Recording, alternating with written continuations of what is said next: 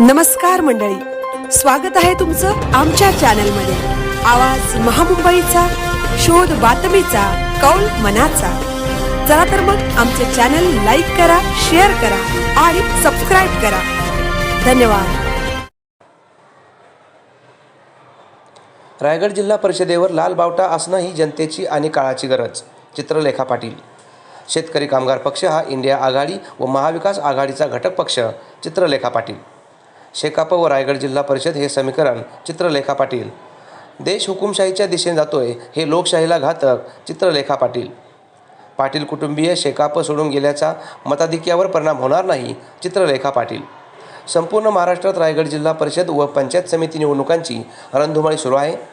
रायगड जिल्हा परिषद व पंचायत समिती निवडणुकीत आपले वर्चस्व प्रस्थापित करण्यासाठी राजकीय पक्षांची जोरदार मोर्चेबांधणी सुरू आहे। शेतकरी कामगार पक्षही या निवडणुकात जोरदार तयारीने निवडणूक मैदानात उतरला आहे। शेतकरी कामगार पक्षाच्या महाराष्ट्र प्रदेश प्रवक्त्या चित्रलेखा पाटील यांनी शेतकरी कामगार पक्ष हा शेतकरी, कष्टकरी, श्रमजीवी, सर्वसामान्य जनता, नागरिकांच्या न्याय हक्कासाठी लढणारा व जनतेचा पक्ष असल्याचे सांगितले। रायगड जिल्हा परिषदेवर लाल बावटा असणं ही जनतेची आणि काळाची गरज असल्याचे चित्रलेखा पाटील यांनी ठासून सांगितलं।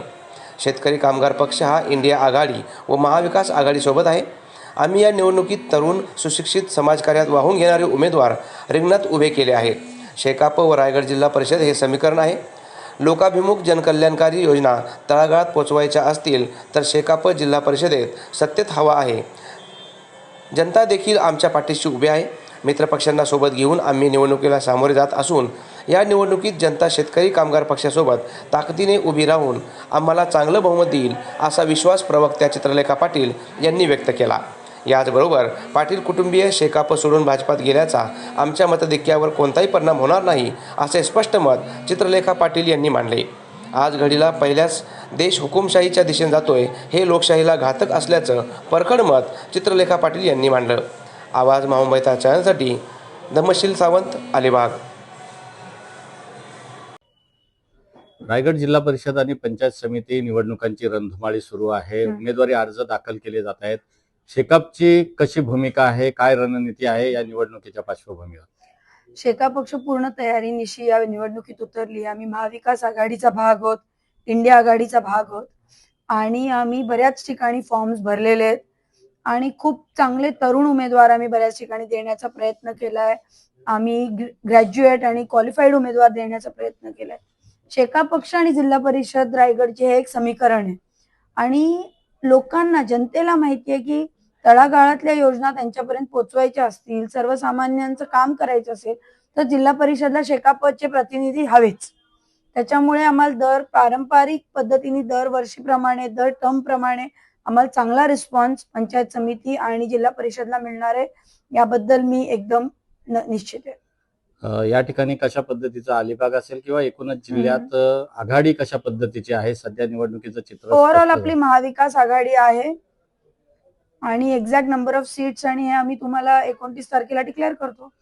राष्ट्रवादी पक्ष, अजित पवार पक्ष आपल्या सोबत आहे का कुठे, की भारतीय जनता पार्टी, शिंदे शिवसेना यांची काय स्थिती आहे, कसं बघता? त्यांची स्थिती त्यांच्या नेत्यांना माहिती, पण आमची स्थिती खूप चांगली आहे एवढं मी सांगू शकते। किती जागा येऊ शकतात, काय अंदाज? आता ते बोलणं योग्य नाहीये। मी कॉन्फिडेंट आहे पण ओव्हर कॉन्फिडेंट नाही। पण एक आहे, आम्ही सत्तेसाठी नाही, सत्यासाठी लढतो। आमचा पक्ष हा जनतेतनं आलेला पक्ष आहे, जनतेसाठी लढणारा पक्ष आहे।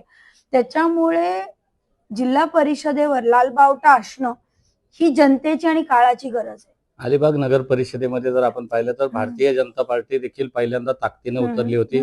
यंदाच्या या जिल्हा परिषद निवडणुकीत देखील त्यांनी आपलं नशीब आजमावत आहेत। काय सांगाल, कसं समीकरण होईल? सगळीकडेच आपण देशात पाहिलं तर भारतीय जनता पार्टी ही सगळ्याच निवडणुकीत ताकदीने उतरलेले आहेत, प्रधानमंत्री त्यांचे आहेत। त्याच्यामुळे ते राजकारण आहे, प्रत्येकाला अधिकार आहे आपल्या पक्ष घेऊन उतरायचा। पण आम्ही आमच्या तत्वाशी बांधलेले आहेत, आम्ही आमच्या लोकांशी बांधलेलं, आमचा ग्रुप आमच्या बरोबर आहे आणि आम्ही आमच्या ताकदीने लढणार। भाजप देखील असं म्हणतंय की